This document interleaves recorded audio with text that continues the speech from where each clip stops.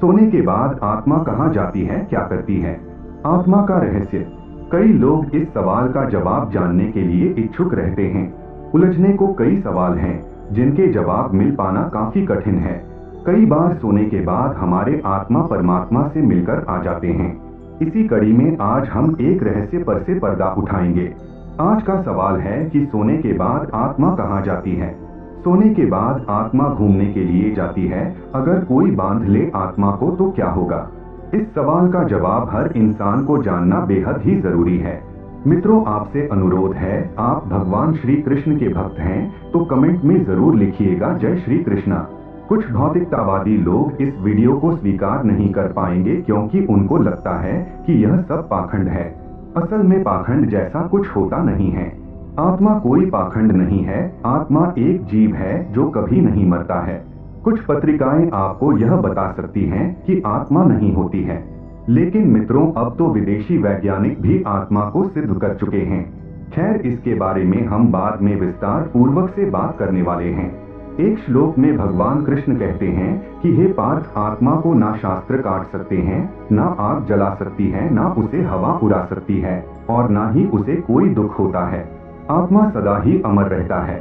दोस्तों, कुछ लोग कहते हैं कि सोने के बाद आत्मा पता नहीं कहां कहां की यात्रा करते हैं। कभी तो आपने सोचे होंगे कि सोने के बाद आत्मा आखिर जाती कहां है। सपनों का मनोविज्ञान शुरू से ही मनुष्य के लिए कौतूहल का विषय रहा है। दार्शनिकों, वैज्ञानिकों और मनोचिकित्सकों ने अपने अपने ढंग से इसकी व्याख्या की है। दोस्तों, जैसा कि आप सभी को मालूम है कि जब हम सब गहरी नींद में होते हैं तो हम सब स्वप्न देखते हैं। सपना आज भी शोध का रोचक विषय बना हुआ है। हालांकि स्वप्न शास्त्र बहुत कुछ कहता है, पर वैज्ञानिक आज भी उलझा हुआ है। उसे अचेतन मन की भाषा मानते हुए भी अभी तक कोई निश्चित मत नहीं बन पाया है। हजारों साल पहले यूनान के दार्शनिक हिप्पोक्रेटस का मानना था कि नींद के बाद आत्मा शरीर से निकलकर यहाँ वहाँ घूमती है। उस स्थिति में वह जो देखती या सुनती है वही स्वप्न है। प्लेटो ने अपनी पुस्तक टाइमेमस में स्वप्नों को दैहिक एवं मानसिक लक्षणों की अभिव्यक्ति के रूप में बताया है। अरस्तु ने लिखा है कि मनुष्य ही नहीं, भेड़, बकरियां, गाय, कुत्ते और घोड़े आदि भी सपने देखते हैं। हमारे मन में बहुत सारे सवाल उठते रहते हैं। उन्हीं में एक सवाल यह आता है कि सोने के बाद आत्मा कहाँ जाती है। आइए विस्तार से जानते हैं, बने रहे वीडियो के अंत तक। जब हम रात में सोते हैं तो उस समय आत्मा का क्या होता है? क्या वह शरीर में रहती है या फिर कहीं चली जाती है? और भी ऐसे कई सारे सवाल होते हैं जिनका जवाब इंसान जानना चाहता है, क्योंकि हर कोई चाहता है वह अपने बारे में सब कुछ जाने। और जब आत्मा की बात आती है तो लोग इसके प्रति ज्यादा जिज्ञासु हो जाते हैं। वह जानना चाहते हैं कि आखिर हम इसके बारे में कैसे जान सकते हैं। बहुत सारे लोग तो ऐसे होते हैं जो साधु संत की मदद लेते हैं और उनसे जाकर इस बारे में बात करते हैं। पुराणों के अनुसार आत्मा की गति और उसके किसी लोक में पहुंचना का वर्णन अलग अलग मिलता है। हम पौराणिक मत को जानेंगे, लेकिन पहले संक्षिप्त में वैदिक मत भी जान ले जो कि गति के संदर्भ में है। क्या हमारी आत्मा शरीर में ही रहती है या हमारी आत्मा मानव शरीर से अलग हो जाती है? जो व्यक्ति बहुत ज्यादा थक हार कर सो जाता है तो उस समय उसे बहुत ही अजीब अजीब चीजें दिखाई देती है और कभी कभार तो आत्मा परमात्मा से मिलने पहुंच जाती है।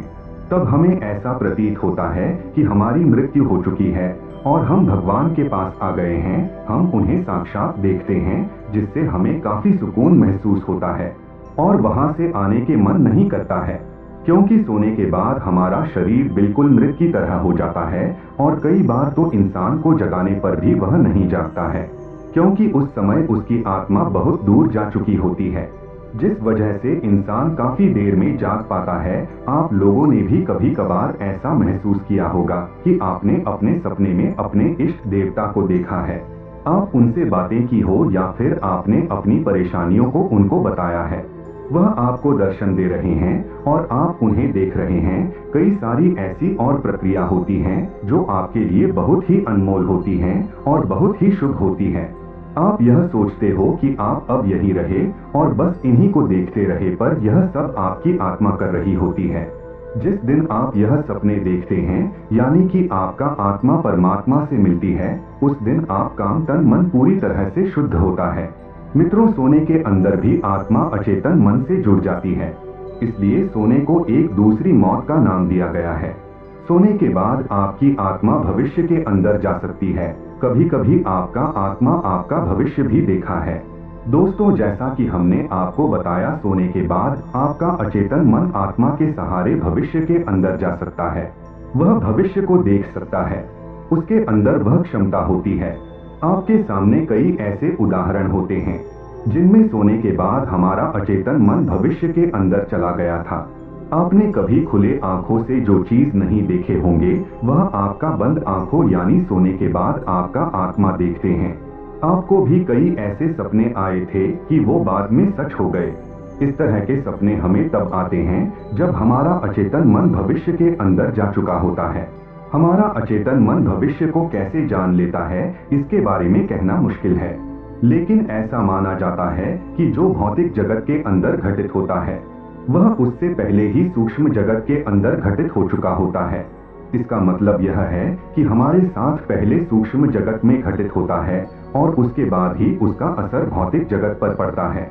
जब हम सो जाते हैं तो हमारा अचेतन मन अनंत ब्रह्मांड में जुड़ जाता है और वह कहां पर क्या हो रहा है वह यह देख सकता है। कभी कभी हमारा आत्मा सोने के बाद बैकुंठ धाम भी दिखाते हैं, ठीक उसी प्रकार जैसे देवता दूर रहकर भी कहीं भी देख सकते हैं। और जो सूक्ष्म जगत के अंदर घटित हो चुका है उसे आसानी से अचेतन मन पता लगा लेता है। भविष्य बताने वाले सपनों के अंदर हमारा अचेतन मन उस स्थान पर जाकर देख सकता है, या कहें कि वह उस स्थान पर यहीं से देख सकता है। हालांकि हर सपना सच नहीं होता है, 100 में से एक ही सपना होता है जो सच होता है। तो आप सपने देखने के बाद घबराएं नहीं, मन को शांत रखें। दोस्तों, यह तो केवल हम लोगों के साथ ही घटित होता है, ऐसा नहीं है। आपके घर परिवार के अंदर भी कुछ ऐसे लोग हैं जिन्होंने सपनों के अंदर भविष्य देख लिया है। आपको बता दें कि सारा भविष्य कोई फिक्स नहीं होता है, लेकिन कुछ चीजें फिक्स होती हैं।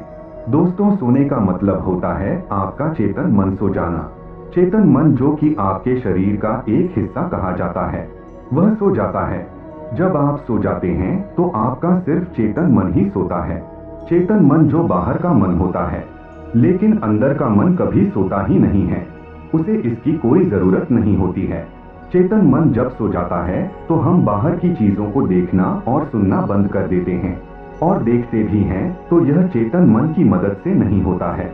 कुछ लोग जो मर चुके और बाद में वापस जिंदा हुए तो उन्होंने वो सारी बातें बताई जो उसने नहीं देखी थी। इसका मतलब था कि वे अपने अचेतन मन से जुड़े थे। दोस्तों, आत्मा कुछ नहीं करती है क्योंकि वह एक अभौतिक सत्ता है, उसके अंदर कोई राग होता ही नहीं है। जब हम निर्गुण की बात करते हैं तो वह आत्मा ही होती है। जब हम सो जाते हैं तो हमारा अचेतन मन आत्मा से जुड़कर क्रियाशील हो जाता है और उसके बाद हम सपनों के अंदर चलते हैं। इस तरह से देखकर हमें लगता है कि सोने के बाद हमारी आत्मा कहीं जा रही है। खैर, आपको पता होना चाहिए, यह नोविज्ञान से संबंधित गहन विषय है। इसका उत्तर बहुत विस्तृत है। आप इतना समझ लीजिए कि आत्मा कभी सोती नहीं है, हमेशा क्रियाशील रहती है जब तक वह शरीर में है। ऐसा कहते हैं कि मृत्यु के पश्चात अनंत आकाश में विलीन हो जाती है। वैसे तो इसका प्रामाणिक जवाब तो किसी के पास नहीं है, पर मैं अपने अनुभव और आत्मा के बारे में पढ़ने से पता चला कि आत्मा मस्तिष्क में सुई की नोक के बराबर एक सफेद रंग का चमकता एक बिंदु है जो शरीर में हर जगह घूम घूम कर चेतना को बनाए रखती है। यदि आप सोच रहे हैं कि सोने के बाद आपकी आत्मा कहीं पर जाती है तो आप गलत सोच रहे हैं। असल में आत्मा हर जगह पर सुलभ है, मतलब हर जगह पर उपलब्ध, लेकिन आपकी आत्मा कुछ कर्म के ढांचे के अंदर बंद हो जाने की वजह से आपको यह लगता है कि आप एक अलग इकाई हैं, लेकिन ऐसा नहीं है। यदि आप उस कर्म के ढांचे को हटा देते हैं तो आपकी आत्मा या मेरी आत्मा जैसी कोई चीज नहीं होती है। इसका मतलब यह है कि सोने के बाद आपकी आत्मा कहीं नहीं जाती है, उसे कहीं पर जाने की जरूरत नहीं होती है, लेकिन आपका मन गति करता है। इसी गति को हम अपनी आत्मा की गति मानते हैं। सपने में हम वर्तमान को देख सकते हैं। दोस्तों, सपने में तीसरी स्थिति यह होती है कि हम वर्तमान को हूबहू देख सकते हैं, जो वर्तमान में घटित होता है, और हम उसे सपने के रूप में देख रहे होते हैं। इस तरह के सपने हमें यह बताते हैं कि कहां पर क्या हो रहा है। जीवात्मा अचेतन मन से आसानी से संपर्क कर सकती है, लेकिन चेतन मन से संपर्क करना उसके लिए इतना आसान नहीं होता है। इसीलिए तो देवता और दूसरी आत्माएं सपने के माध्यम से कुछ कहती हैं। चेतन मन की अपनी सीमा होती है और अचेतन मन की अपनी सीमा होती है। इसमें एक भौतिक होता है तो दूसरा सूक्ष्म होता है। सोने के बाद आप भूतकाल देख सकते हैं। आपको बता दें कि आत्मा एक सहयोगी है, यह मात्र सहयोग कर सकता है। इसके कारण संभव है सोने के बाद दूसरी संभावना यह है कि आपका अचेतन मन भूतकाल को देख सकता है। यहाँ पर हम भूतकाल के चर्चा कई उदाहरणों से देखेंगे। भूतकाल का मतलब होता है कि जो घटित हो चुका है और उसके अंश आपके अंदर मौजूद हैं, लेकिन चेतन मन उन तक पहुंच नहीं सकता है। लेकिन अचेतन मन के लिए इन चीजों तक पहुंचना आसान होता है। जब हम संचित सूचनाओं की बात करते हैं तो उन सूचनाओं की बात करते हैं जो आपने अपने अनेक जन्मों के अंदर संचित की हैं। वे अभी भी मौजूद हैं, लेकिन आप उन तक पहुंच नहीं पा रहे हैं।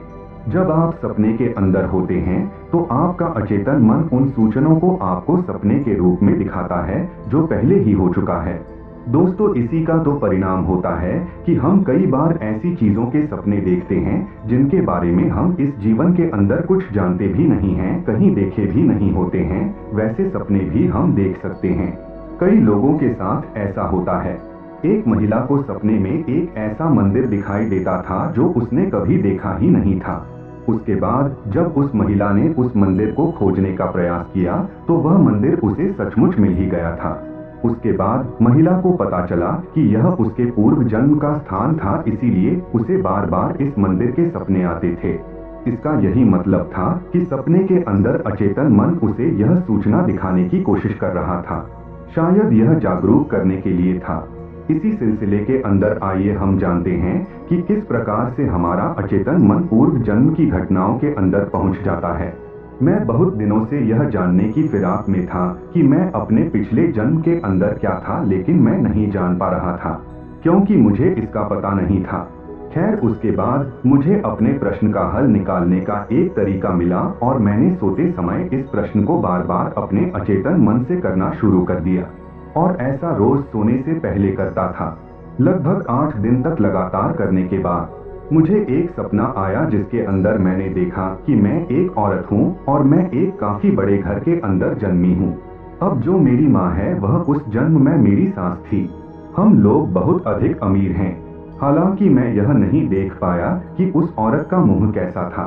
दोस्तों, इस वीडियो के अंदर हमने यह जाना कि सोने के बाद हमारी आत्मा के साथ क्या होता है। असल में हमारा चेतन मन ही सोता है, अचेतन मन जागृत अवस्था के अंदर ही रहता है। इस संबंध में मैं आपको एक दिलचस्प घटना और सुनाता हूँ।